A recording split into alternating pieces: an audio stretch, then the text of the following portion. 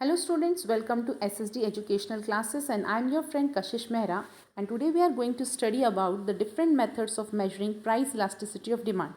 तो आइए देखते हैं आज का हमारा टॉपिक क्या है।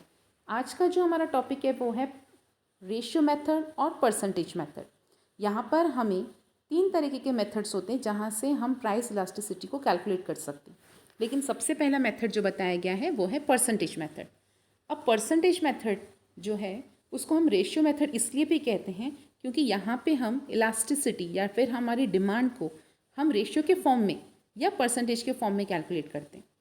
Ratio method is developed by professor Alfred Marshall. According to this method elasticity of demand is measured by dividing the percentage change in demand by the percentage change in price. It means इसे हम arithmetic method भी कहते हैं और arithmetic method इसलिए कहा गया है क्योंकि यहाँ पे हम दो चीज़ें देख रहे हैं, quantity demanded and change in price. तो जैसे कि यहाँ पे एक फॉर्मूला बताया गया है, ED is equals to percentage change in quantity demanded upon percentage change in price. It means हम हमेशा क्वांटिटी डिमांडेड को अपर साइड में रखेंगे और नीचे हम प्राइस को रखेंगे। और इसी को अगर हमने एक फॉर्म में अगर हमने चेंज कर लिया है तो इसे सिंबॉलिकल फॉर्म में हम इस तरीके से प्रेजेंट करेंगे, percentage change in quantity demanded और Q upon percentage change in price. और अगर हम इसी को मैथमेटिकली फॉर्म से फॉर्मूले को अगर रिप्रेजेंट करते हैं तो यहाँ बताया गया है हम इसको दूसरे फॉर्म में भी प्रेजेंट कर सकते हैं। For example, change in quantity divided by change in price upon P.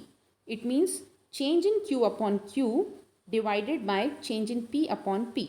और अगर हम इसको और सिंप्लीफाई करते हैं तो हम इसको इस तरीके भी लिख सकते हैं, change in Q upon Q multiplied by P upon change in P.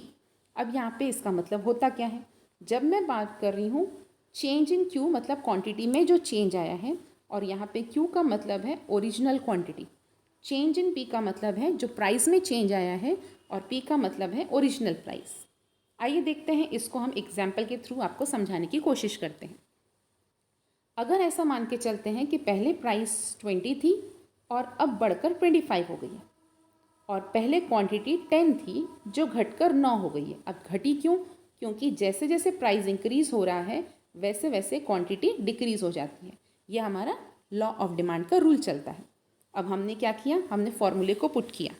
अब यहाँ पे हमें पहले जो हमें टर्म्स दिए गए हैं उसको हमको देखना पड़ेगा। चेंज इन क्यू का मतलब क्या होता है? चेंज इन क्यू का मतलब होता है कि जो क्वांटिटी में चेंज आया है, जो क्वांटिटी में चेंज आपको दिख रहा है वो दिख रहा है 10 - 9 = 1। मतलब चेंज इन क्यू कितना हो जाएगा? चेंज इन क्यू हो जाएगा आपका 1।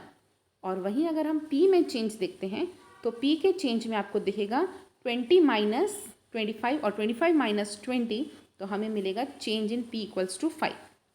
अब इसको हम फॉर्मूले में पुट करते हैं और इसकी वैल्यू को इवैल्यूएट करने की कोशिश करते हैं। तो आइए देखते हैं हमारे पास जब हमने फॉर्मूले में पुट किया तो हमें क्या वैल्यू मिली। अगर हम चेंज इन क्यू था हमारा 1 और ओरिजिनल क्वांटिटी थी हमारी 10, और प्राइस जो हमारा ओरिजिनल स्टार्टिंग में प्राइस था वो 25 था, और जो चेंज इन प्राइस था वो 5 था। तो इस तरीके से हमने सभी सिंबॉलिकल रिप्रेजेंटेशंस को नंबर में कैलकुलेट करके पुट कर दिया।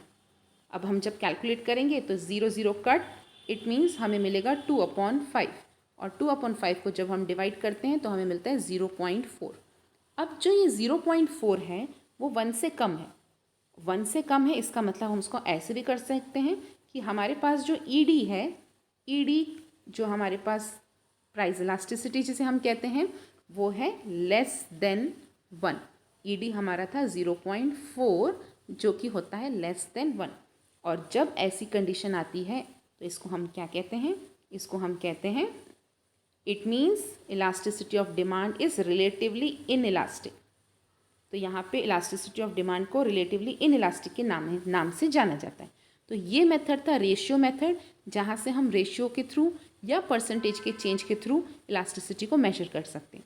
होप है फ्रेंड्स आपको हमारा वीडियो समझ में आया होगा। अगर आपको हमारे वीडियो समझ में आया है तो इसे लाइक कीजिए, चैनल को सब्सक्राइब कीजिए और शेयर कीजिए। Thank you.